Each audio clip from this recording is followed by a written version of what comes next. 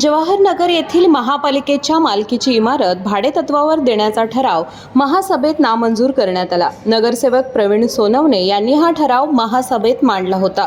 वीर ककाया ज्येष्ठ नागरिक नोंदणीकृत संस्थेला माफक दरात रेडी रेकनर दरानुसार इमारत भाडेतत्वावर देऊन महापालिकेचा महसूल वाढवण्याची मागणी ठरावात करण्यात आली होती। या संस्थेमार्फत गोरगरीब आणि गरजू नागरिकांसाठी अल्प दरात रक्त आणि लघवी तपासणी केली जाते। एकीकडे या इमारतीचा नागरिकांनाही फायदा होईल आणि महापालिकेच्या आर्थिक बजेटमध्ये भर पडेल, या अनुषंगाने हा ठराव मांडण्यात आला होता। मात्र महासभेत नगरसेवकांनी मतदान करत हा ठराव नामंजूर केला। ठराव नामंजूर झाल्यानंतर नगरसेवक प्रवीण सोनवणे यांनी तीव्र नाराजी व्यक्त करत सत्ताधाऱ्यांनी जातीपातीचं राजकारण करून ठराव नामंजूर केल्याचा आरोप केला। याच प्रभागातील नगरसेवकांनीही ठरावाला विरोध केल्याचं सोनवणे यांनी सांगितलंय। यांना समाजाची आणि गोरगरीब नागरिकांची काळजी नाही असा आरोप करत सोनवणे यांनी यावेळी सत्ताधाऱ्यांवर निशाणा साधलाय। काल आपण महासभेमध्ये एक प्रस्ताव मांडला, त्याचबरोबर आपल्याला पाहायला मिळालं की सर्वांमध्ये मतदानाने तो प्रस्ताव नामंजूर करण्यात आला आणि त्याबद्दल आपण नाराजी व्यक्त करताय, काय नेमकं कारण आहे? काल सभा क्रमांक 10 मध्ये मी एक प्रस्ताव मांडलेला होता। आमच्या इथं जवाहरनगरमध्ये 1982 पासून शव बँक तिथं अस्तित्वात होती। शव बँक 2007-8 साली बंद पडली।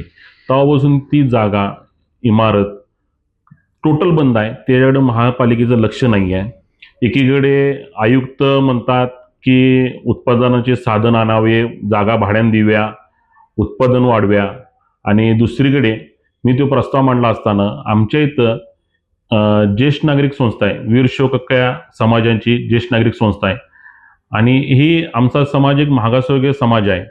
त्या समाजाला शाहू महाराजांनी आम्हाला तिथं वास्तव्य दिले आणि आम्ही तिथं आज सगळे समाज एकुटीने राहतो। पण सत्ताधारी पक्षाने त्याला विरोध करत आम्हाला एक मागासवर्गीय आम्ही समाज आहे म्हणून आम्हाला डावळलं गेलं, आणि ती जमीन आम्ही बिल्डिंग जी मागत होतो त्याच्यात काही रोष घ्यायचं कारण नव्हता, कारण की ती गेली 15 वर्ष बंद आहे। तिथं काहीच नाही आहे किंवा महानगरपालिकेला कोणतंही उत्पादन नाही आहे। मग अशा असताना पण का मतदान घेतलं आणि का आमच्या समाजाला विरोध केला सत्ताधाऱ्यांनी, हे एक प्रश्नचिन्ह आहे। काय सत्ताधाऱ्यांचं एक मागासवर्गीय समाजावर कायम रोष ठेवायचं असं काय धोरण आहे काय, मला ते काय समजेना। हे सगळं करत असताना पण त्याच्यात मला असं जाणवलं की ह्यात श्रेयाचं राजकारण येत असलं असं मला वाटलं। त्याकरता मी आमच्या भागातील तिन्ही नगरसेवक आणि मी ह्यांना आवाहन केलं, विनंती केली की तुम्हाला सूचक अनुमोदक व्हायचं असेल तर स्वखुशीने व्हा। ते करताना पण विरोधातले जे 3 नगरसेवक आहेत त्यांनी नकार दिला।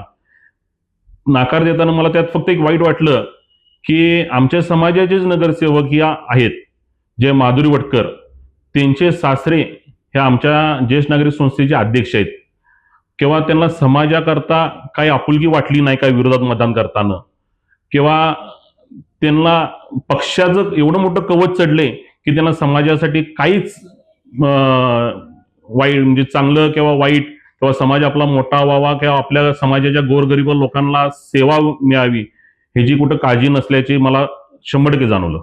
सत्ताधारी किंवा विरोधक हे सगळे मिळून महानगरपालिकेत एकत्र सभागृहात बसतात, आणि सभागृहात बसताना महापालिकेचे उत्पन्न कसं वाढावं, लोकांना त्या उत्पन्नातून सेवा कशी द्यावी ह्याची काळजी घ्यायला पाहिजे होती। पण ह्याच्यातून असं दिसून येतंय की सत्ताधाऱ्यांना फक्त स्वतःचं राजकारण महत्वाचं आहे, आणि आयुक्तांनी त्यांच्याकडे 100% दखल घ्यावी।